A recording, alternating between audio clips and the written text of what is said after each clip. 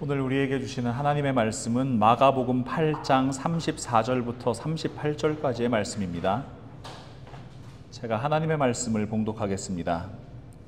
무리와 제자들을 불러 이르시되 누구든지 나를 따라오려거든 자기를 부인하고 자기 십자가를 지고 나를 따를 것이니라. 누구든지 자기 목숨을 구원하고자 하면 잃을 것이요 누구든지 나와 복음을 위하여 자기 목숨을 잃으면 구원하리라. 사람이 만일 온 천하를 얻고도 자기 목숨을 잃으면 무엇이 유익하리요? 사람이 무엇을 주고 자기 목숨과 바꾸겠느냐? 누구든지 이 음란하고 죄 많은 세대에서 나와 내 말을 부끄러워하면 인자도 아버지의 영광으로 거룩한 천사들과 함께 올 때에 그 사람을 부끄러워하리라. 아멘. 예수님께서는 만세 전부터 감추인 하나님의 비밀을 제자들에게 가르치기 시작하셨습니다. 마가복음 8장 30절과 31절 말씀을 보시면 이에 자기의 일을 아무에게도 말하지 말라 경고하시고 인자가 많은 고난을 받고 장로들과 대제사장들과 서기관들에게 버림받아 죽임을 당하고 사흘 만에 살아나야 할 것을 비로소 그들에게 가르치시되, 하나님의 비밀은 바로 예수 그리스도의 십자가를 통한 구원 계획이었습니다. 지금 우리에게 이 비밀은 더 이상 비밀이 아니죠. 이 비밀은 선포된 비밀이고 이미 나타난 비밀이기 때문입니다. 그래서 우리는 이 하나님의 비밀을 복음이라고 부르는 시대를 살아가고 있습니다. 하지만 예수님께서 제자들에게 이 말씀을 하시던 그 순간에는 아직 이 구원 계획이 이루어지지 않았습니다. 그래서 예수님께서는 12 제자들만 모아서 이 비밀을 가르치시면서 아무에게도 말하지 말아라 이렇게 경고를 하시는 겁니다. 그런데 오늘 우리가 함께 읽은 본문 말씀은 제자들에게만 비밀스럽게 말씀하신 것이 아니었습니다. 오늘 본문 8장 34절 말씀을 다시 한번 보겠습니다. 무리와 제자들을 불러 이르시되 누구든지 나를 따라오려거든 자기를 부인하고 자기 십자가를 지고 나를 따를 것이니라. 예수님께서는 이 하나님의 비밀을 가르치신 제자들은 물론이고요, 지금 예수님을 따르겠다고 나온 사람들, 예수님 앞으로 나온 무리를 모두 불러놓고 분명히 말씀하십니다. 누구든지 나를 따라오려거든 자기를 부인하고 자기 십자가를 지고 나를 따를 것이니라. 예수님을 따르겠다고 마음먹은 사람이라면 누구나 자기 십자가를 지고 예수님을 따라오라는 말씀입니다. 당연한 이야기지만 예수님의 이 말씀은 지금 말씀을 듣고 있는 우리 모두를 향한 말씀이기도 합니다.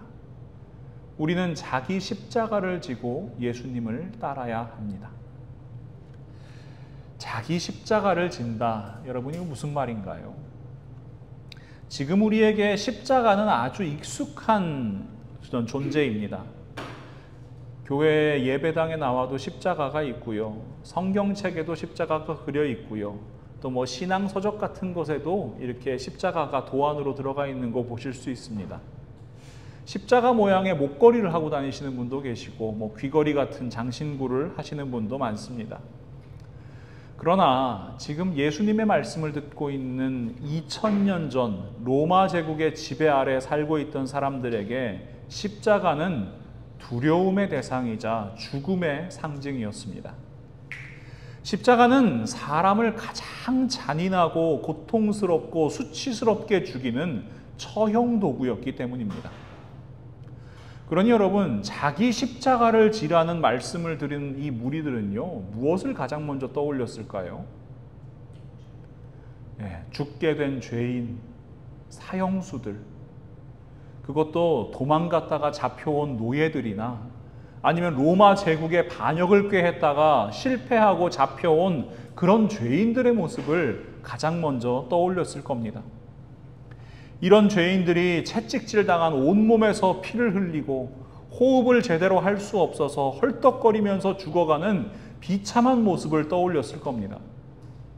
십자가는 고통의 상징이었고 또 죽음의 상징이었습니다. 사도 바울은 고린도전서 1장 23절 말씀에 그 당시 십자가에 대한 인식을 이렇게 정리하는데요. 우리는 십자가에 못 박힌 그리스도를 전하니 유대인에게는 거리끼는 것이요 이방인에게는 미련한 것이로되.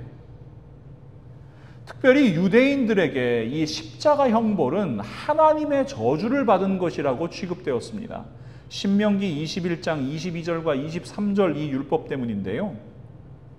사람이 만일 죽을 죄를 범함으로 네가 그를 죽여 나무 위에 달거든 그 시체를 나무 위에 밤새도록 두지 말고 그날에 장사하여 내 하나님 여호와께서 내게 기업으로 주시는 땅을 더럽히지 말라.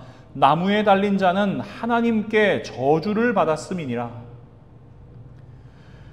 그러니 여러분, 자기 십자가를 지고 예수님을 따라라 하는 이 말씀은 그 당시 사람들에게 대단히 이해하기 어려운 일이었습니다. 특별히 유대인들에게는요.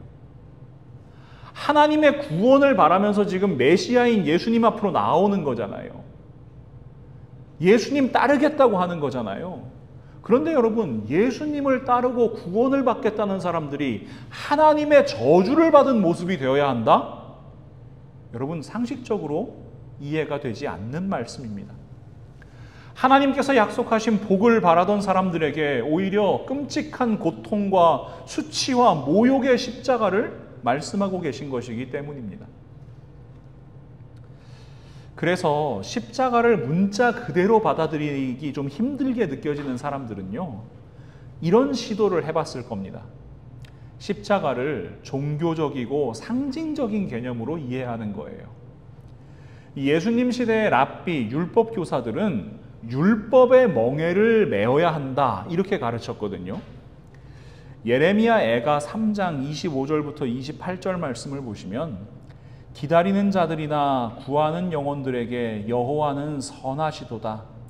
사람이 여호와의 구원을 바라고 잠잠히 기다림이 좋도다. 사람은 젊었을 때에 멍에를 메는 것이 좋으니 혼자 앉아서 잠잠할 것은 주께서 그것을 그에게 메우셨음이라. 멍에라는 게 뭐예요, 여러분? 소나 말 이런 가축 일 시키기 위해서 이 어깨에 짊어지고 뭐 쟁기를 끌거나 아니면 수레를 끌거나 그런 도구잖아요. 그러니까 우리가 하나님의 뜻대로 살고 하나님의 일을 감당하기 위해선 하나님께서 지어주시는 멍에를 메야 된다. 이게 그 당시 율법 교사들의 주장이었습니다. 무슨 멍에를 메요? 하나님 말씀의 멍에를 메고 율법의 멍에를 메고 규례의 멍에를 메고 그 행위의 이 멍에를 메어야 하나님께서 소를 부리셔서 밭을 가는 것처럼 우리도 하나님의 일을 감당할 수 있다. 이렇게 가르치는 거예요. 그래서 예수님 말씀을 통해서 짐작해 보면은 그 율법 교사들이 멍에를 지우는 정도가 아니라 멍에를 강요했고요. 아주 그 멍에를 가지고 사람들을 정죄하는 경우가 많았던 것을 우리가 알 수 있어요. 누가복음 11장 46절 말씀 보면요. 이르시되 화 있을진저 또 너희 율법 교사여 자기 어려운 짐을 사람에게 지우고 너희는 한 손가락도 이 짐에 대지 않는도다. 그러니까 그 당시의 랍비, 그 당시의 율법 교사들은 사람들에게 무거운 짐, 무거운 멍에 이것을 매게 했는데 사람들은 자연스럽게 십자가라는 이야기를 듣자마자 그런 멍에를 짊어져야 되는구나 라고 생각했을 가능성이 높다는 이야기입니다. 그런데 이렇게 생각하면 더 이상하지요. 율법 교사들을 지금 예수님께서 책망하시잖아요. 왜 사람들에게 무거운 짐 지우냐고 말씀하시잖아요. 그런데 예수님께서는 십자가라는 멍에를 말씀하시는 거예요. 더 고통스럽고 더 수치스러운 멍에에 대해서 말씀하시는 것처럼 들리는 거예요. 그러니까 사람들이 이해하기가 참 어려웠을 겁니다. 그렇다면 여러분이 생각하시는 자기 십자가는 어떤 개념입니까? 자기 십자가는 참 오해가 많은 단어입니다. 우리가 살아가고 있는 시대에도요, 앞서 살펴보니 유대인들, 그 당시 사람들의 인식과 그렇게 차이가 많이 나지 않아요. 일반적으로 십자가는요, 어떤 형벌까지는 아니더라도 우리가 살아가면서 경험하는 다양한 고통, 삶의 어려움, 이런 것들을 의미하는 단어로 사용됩니다. 자기가 앓고 있는 질병을 의미하기도 하고요, 경제적인 궁핍함이나 사업 실패, 갑작스럽게 겪게 되는 사고들, 자연재해, 이런 경험들을 자기 십자가라고 이야기하는 거예요. 이런 경우도 있었는데요. 제가 이제 예전에 어떤 권사님을 한번 신방을 한 적이 있는데, 자기 남편이 자기 십자가라는 거예요. 이게 자기 남편이 너무 자기 속을 많이 썩이고 허튼 짓을 많이 하신다고. 그러니까 이런 생각의 바탕에 이 자기 십자가라고 하면 뭐예요?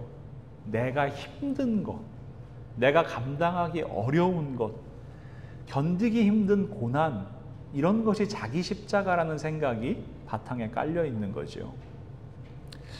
십자가를 종교적인 관점으로 바라보는 경우도 마찬가지인데요. 예수님 시대의 랍비들이 그랬던 것처럼 율법의 멍에를 지는 것을 자기 십자가라고 생각하는 경향이 있습니다. 율법주의적인 많은 행위들이 있어요. 남들이 따라하기 힘들 정도로 고생스러운 종교 행위를 하는 것을 자기 십자가라고 생각하시는 분들이 굉장히 많습니다. 예배를 비롯한 모든 종교 모임에 한 번도 빠지지 않는다든지, 아니면 오랫동안 금식을 한다든가, 아니면 세속적인 오락을 철저하게 금한다든가, 기도를 쉬지 않고 몇 시간 동안 한다든가, 아니면 그것도 굉장히 불편한 자세로 한다든가, 아니면 잠도 안 자고 어떤 종교 행위에 몰두한다든가, 이렇게 스스로 괴롭게 하는 것을 자기 십자가라고 이야기하는 분들이 참 많습니다. 심지어 2011년에 한국의 문경이라는 지역에서는요, 십자가의 길을 똑같이 따라하겠다고 스스로를 십자가에 못 박은 이 남성이 발견되기도 했습니다. 이 경찰이 조사를 했는데요, 이 사람은 이 누가복음 19장 30절에 이런 말씀이 있거든요. 이르시되 너희는 맞은편 마을로 가라. 그리고 들어가면 아직 아무도 타보지 않은 나귀 새끼가 매여 있는 것을 보리니 풀어 끌고 오라. 예수님께서 십자가를 지시러 예루살렘에 입성하실 때 아무도 타지 않은 나귀 새끼를 타셨잖아요. 그래서 이 남자가 자기가 그 자살을 하려는 그곳으로 이동할 때 새 차를 사가지고 타고 가요. 아무도 안 탄 거를 타고 가야 된다고. 여러분, 이러한 모든 것이요, 자기 십자가에 대한 오해 때문에 발생하는 겁니다. 여러분 기억하세요. 자기 십자가는 이 땅에서 우리가 경험하게 되는 여러 가지 어려움이나 질병이나 실패나 생활고가 아닙니다. 자기 십자가는요, 자기 자신을 괴롭게 하는 것도 아닙니다. 자기 십자가는 자해가 아니에요. 따라하기 힘든 종교 행위나 고행을 하는 것이 자기 십자가가 아니라는 말입니다. 이제 자기 십자가에 대한 오해를 좀 푸셨으면 좋겠습니다. 예수님께서는요, 우리를 죄와 사망과 율법의 권세로부터 자유롭게 하신 분입니다. 기독교를 사랑의 종교라고 많이 이야기하는데요, 저는 기독교를 자유의 종교라고 이야기합니다. 예수님께서 우리를 자유롭게 하셨습니다. 요한복음 8장 31절부터 32절 말씀. 그러므로 예수께서 자기를 믿은 유대인들에게 이르시되 너희가 내 말에 거하면 참으로 내 제자가 되고 진리를 알지니 진리가 너희를 자유롭게 하리라. 아멘. 하나님의 비밀, 그 구원 계획, 예수 그리스도의 복음이 우리를 자유롭게 합니다. 우리 예수님은요, 우리에게 무거운 짐 지우실 생각이 없으십니다. 고행하라고 말씀하지 않으십니다. 마태복음 11장 28절부터 30절 말씀. 수고하고 무거운 짐진 자들아 다 내게로 오라. 내가 너희를 쉬게 하리라. 나는 마음이 온유하고 겸손하니 나의 멍에를 메고 내게 배우라. 그리하면 너희 마음이 쉼을 얻으리니 이는 내 멍에는 쉽고 내 짐은 가벼움이라 하시니라. 예수님께서 우리를 부르신 이유는 예수 그리스도의 말씀 안에서, 그 진리 안에서 우리를 자유롭게 하시고 우리를 쉬게 하려 하심입니다. 그러니 여러분, 예수님을 믿으면, 예수님을 따르면 참된 평화, 세상은 결코 줄 수 없는 참된 평화를 맛보게 됩니다. 구원의 기쁨과 감격 속에서 지금까지 나를 억누르던 모든 세상의 문제로부터 자유를 누리게 되는 것, 참된 쉼을 누리게 되는 것, 그것이 예수님을 믿는 사람들의 삶입니다. 심지어 여러분, 모든 사람이 결코 자유로울 수 없는 죽음의 문제, 그 죽음의 문제로부터도 우리는 더 이상 두려움을 느끼지 않아요. 이미 우리는 영생을 누리고 있는 그리스도인들이기 때문입니다. 그렇다면 여러분, 예수님께서 말씀하시는 자기 십자가 무슨 의미인가요? 오늘 본문 8장 35절 말씀을 우리 한 목소리로 읽어보겠습니다. 누구든지 자기 목숨을 구원하고자 하면 잃을 것이요 누구든지 나와 복음을 위하여 자기 목숨을 잃으면 구원하리라. 예수님께서 말씀하시는 자기 십자가는요, 예수 그리스도와 복음을 위하여 자기의 목숨을 내어놓는 것, 바로 그것을 의미하는 겁니다. 마태복음 5장 10절부터 12절 말씀, 의를 위하여 박해를 받은 자는 복이 있나니 천국이 그들의 것임이라. 나로 말미암아 너희를 욕하고 박해하고 거짓으로 너희를 거슬러 모든 악한 말을 할 때에는 너희에게 복이 있나니 기뻐하고 즐거워하라. 하늘에서 너희의 상이 큼이라. 너희 전에 있던 선지자들도 이같이 박해하였느니라. 예수 그리스도께서 선포하신 팔복의 8번째 복입니다. 이것이 바로 우리가 예수 그리스도를 따르면서 짊어져야 할 자기 십자가입니다. 예수 그리스도께서 말씀하시는 자기 십자가는요, 하나님의 일과 사람의 일 사이에서 하나님의 일을 선택하는 결단입니다. 하나님의 의와 세상의 불의가 충돌하였을 때 하나님의 의를 선택하는 용기입니다. 하나님의 나라와 세상의 유익 가운데에서 하나님 나라를 선택하는 충성입니다.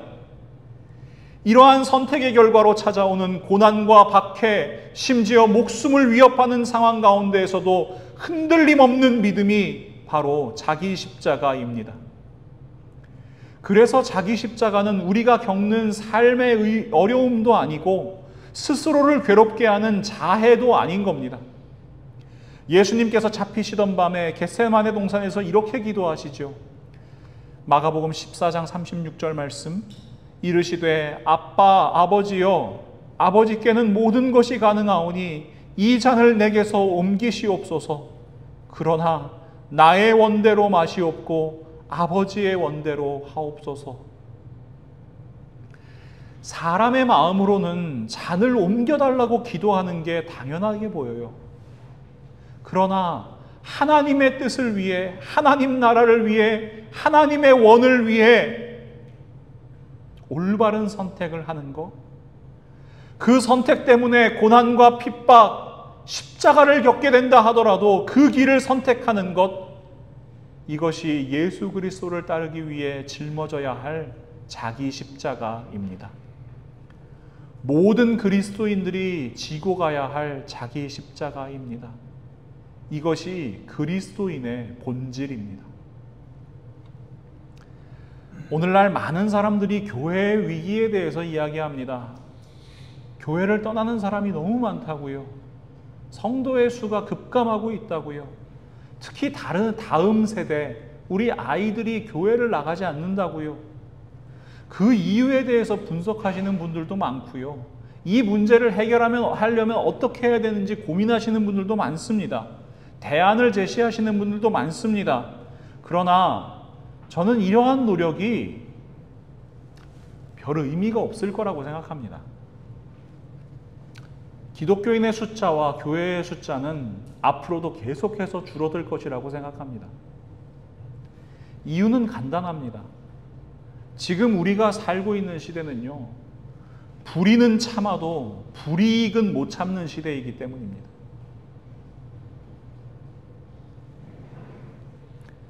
불의에 대해서는 얼마든지 눈감아요. 그런데 자기한테 조금이라도 손해가 되잖아요. 참지 않습니다.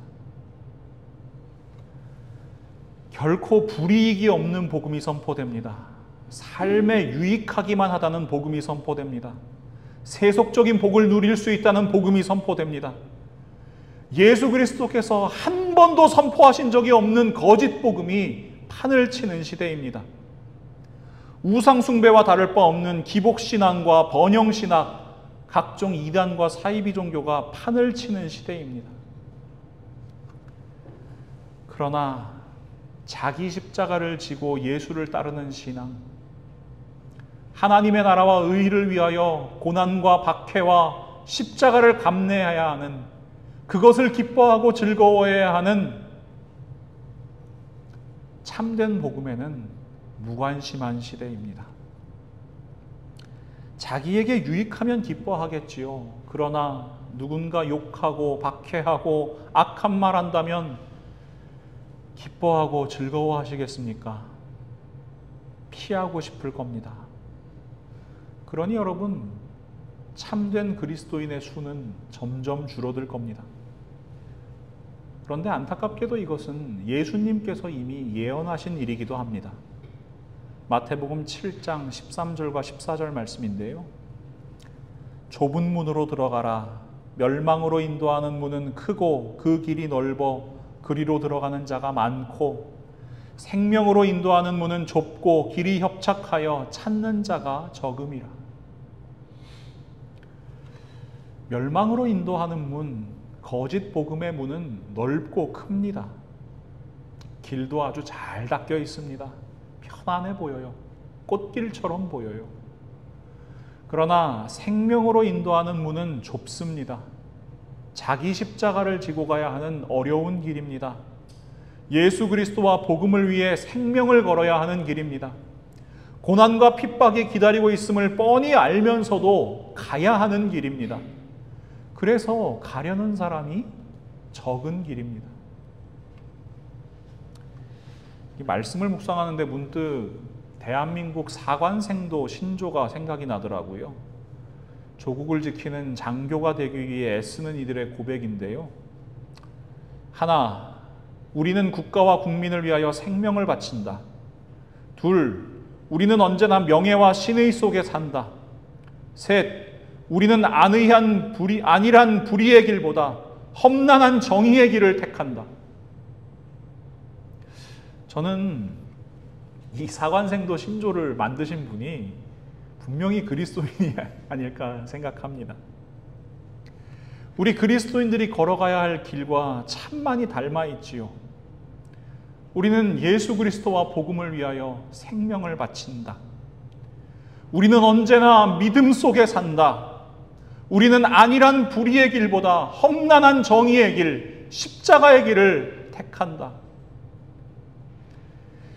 그래서일까요? 사도 바울은요, 자기의 영적 아들인 디모데에게 좋은 병사 되라고 권면합니다. 디모데후서 2장 3절과 4절 말씀입니다. 너는 그리스도 예수의 좋은 병사로 나와 함께 고난을 받으라.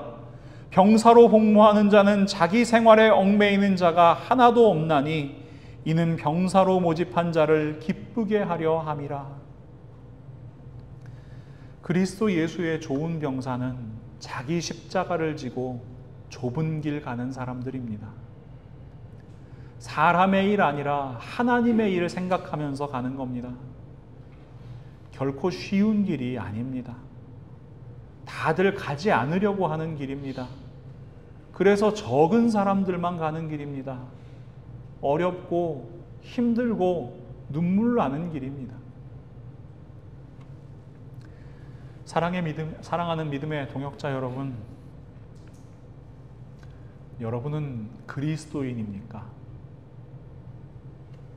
그렇다면 자기 십자가를 지고 의의 길을 걸어가십시오. 그리스도인은요, 단지 예수님의 뒤를 따라가는 사람들이 아닙니다. 이게 참 많이 오해하시는 건데요. 어린 시절에 위인전 읽으셨던 기억이 있으실 거예요.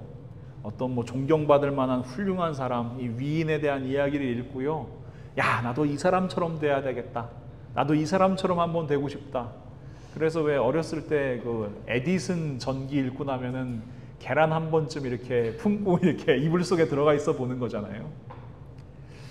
그런데 여러분, 그리스도인이라는 말은요, 단지 훌륭한 예수님의 본을 받아야겠다, 예수님의 뒤를 따라야겠다, 예수님을 흉내내야 되겠다, 이렇게 생각하는 것이 아닙니다. 겟세마네 동산에서 예수님은 아빠를 부르면서 기도하세요. 우리 마가복음 14장 36절 말씀을 다시 한번 볼까요? 이르시되 아빠, 아버지여, 아버지께는 모든 것이 가능하오니 이 잔을 내게서 옮기시옵소서. 그러나 나의 원대로 마시옵고 아버지의 원대로 하옵소서. 예수님은 아빠에게 기도하는 거예요. 하나님 아버지께 기도하는 거예요. 예수님은 하나님 아들이니까요. 그렇다면 우리는요? 로마서 8장 14절부터 15절 말씀입니다. 무릇 하나님의 영으로 인도함을 받는 사람은 곧 하나님의 아들이라. 너희는 다시 무서워하는 종의 영을 받지 아니하고 양자의 영을 받았으므로 우리가 아빠, 아버지라고 부르짖느니라. 예수 그리스도를 믿는 우리는 하나님의 자녀들입니다. 그리스도인은요, 하나님의 자녀들입니다. 성령 하나님과 동행하는 우리는 하나님의 아들이요 하나님의 딸입니다.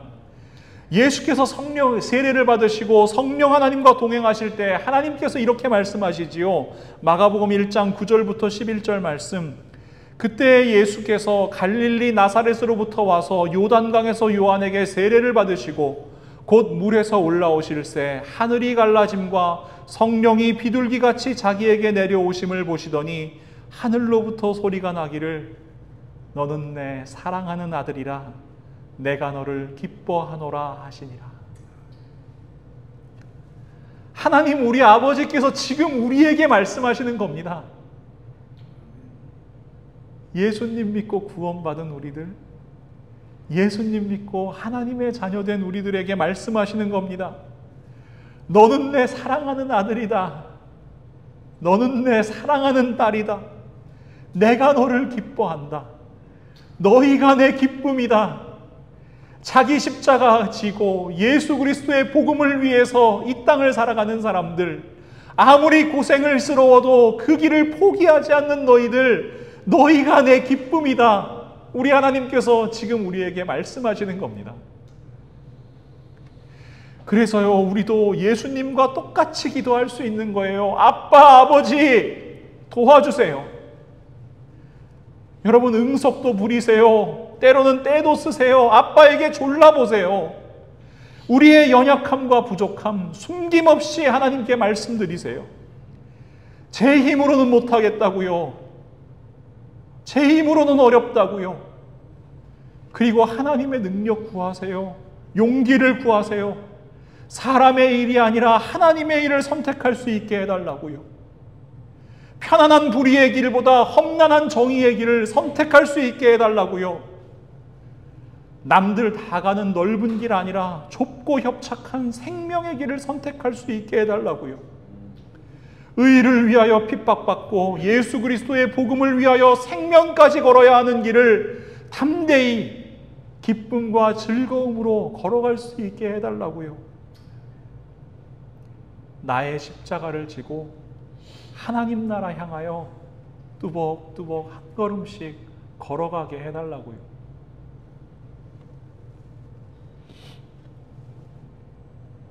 사도 바울은 그런 우리에게 약속하시는 하나님의 말씀을 이렇게 선포합니다. 로마서 8장 16절과 17절 말씀입니다. 우리 한 목소리로 읽겠습니다. 성령이 친히 우리의 영과 더불어 우리가 하나님의 자녀인 것을 증언하시나니 자녀이면 또한 상속자 곧 하나님의 상속자요 그리스도와 함께한 상속자니 우리가 그와 함께 영광을 받기 위하여 고난도 함께 받아야 할 것이니라. 아멘. 사랑하는 성도 여러분, 힘을 내십시오. 용기 내십시오. 결코 포기하지 마십시오.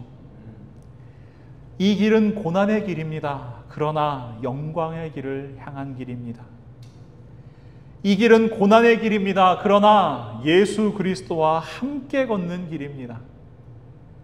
그 길을 우리 함께 걸어가면 좋겠습니다. 포기하지 말고요. 서로 위로하고 서로 격려하고 서로 세워주면서 함께 가면 좋겠습니다. 그런 곳이 교회입니다. 그렇게 우리 모두가 자기 십자가를 지고 이 땅 가운데 하나님의 나라를 이루어가며 저 천국 향해 한 걸음 한 걸음 걸어가는 겁니다. 그 모든 순간에 우리 예수님께서 함께 하실 겁니다. 우리를 지키시고 보호하시고 우리의 짐 함께 지실 겁니다. 그 믿음으로 승리하는 우리 모두가 될 수 있기를 우리 주 예수 그리스도의 이름으로 간절히 축원합니다. 하나님, 오늘 저희를 향한 예수 그리스도의 말씀을 듣게 하심을 감사합니다. 누구든지 나를 따라오려거든 자기를 부인하고 자기 십자가를 지고 나를 따를 것이니라 말씀하시는 예수님의 음성을 저희 가슴으로 받습니다. 하나님의 나라를 위하여, 예수 그리스도와 복음을 위하여, 그 의를 위하여 저희의 목숨까지도 아끼지 않는, 그래서 그 길을 선택할 때 닥치는 고난과 어려움과 핍박과 환난을 두려워하지 아니하고 그 길을 선택할 수 있는 저희가 될 수 있도록 하나님 함께하여 주시옵소서. 안일한 불의의 길보다 험난한 정의의 길, 하나님의 의를 선택할 수 있는 저희가 되게 하여 주시옵소서. 그렇게 저희들 삶의 순간순간, 선택의 순간마다 사람의 일이 아니라 하나님의 일을 생각하는 사람들 되게 하시고, 저희들의 선택과 결단과 용기를 통하여 이 땅 가운데 아름다운 하나님의 나라, 하나님의 사랑과 하나님의 공의와 하나님의 정의가 강처럼 흐르는 것을 저희들 바라보게 하여 주시옵소서. 하나님, 저희의 힘으로는 참 어렵습니다. 두렵습니다. 걱정됩니다. 하지만 저희와 언제나 함께 하시겠다 말씀하시는 예수님, 지금도 우리와 함께 하사 역사하시는 성령 하나님과 동행함으로 말미암아 가능한 줄 압니다. 아빠, 우리 아버지, 저희들의 마음을 붙들어 주시고 저희들에게 하나님께서 공급하시는 힘과 지혜와 능력과 용기를 한량없이 부어 주시옵소서. 그렇게 이 땅 가운데 참된 그리스도인으로, 하나님의 아들, 하나님의 딸로 살아가게 하여 주시옵소서. 예수님의 이름으로 간절히 기도합니다. 아멘.